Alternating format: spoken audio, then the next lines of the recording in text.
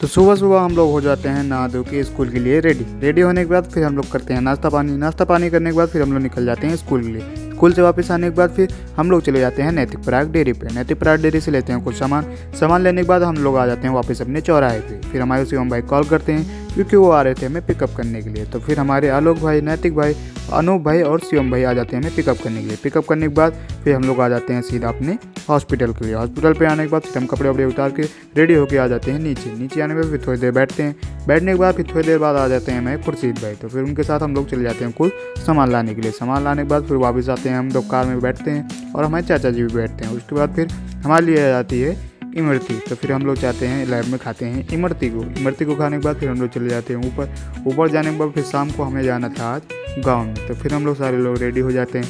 Ready होने के बाद फिर थार को लेके आ जाते हैं हम लोग सीधे अपने गाँव की तरफ। गाँव पे आते हैं फिर हम लोग खाना वाना खाते हैं। खाना वाना खाने के बाद फिर अपनी थार को लेकर वापस आ जाते हैं अपने हॉस्पिटल के लिए। हॉस्पिटल पे आने के बाद फिर हमारे चाचा जी का था कुछ काम, तो फिर वो हमारे पापा जी से करने लगते हैं बात। उसके बाद फिर हम लोग आ जाते हैं अपनी कार को लेकर अपने खुर्शीद भाई और रियान भाई के पास। फिर आते हैं हम लोग सीधा पार्किंग में करते हैं कार को पार्क करने के बाद फिर हम लोग चले जाते हैं चॉकलेट लाने के लिए। फिर लेके आते हैं 5 स्टार लाने के बाद फिर हम लोग आते हैं, देखते हैं नीचे था बहुत सारा कोहरा।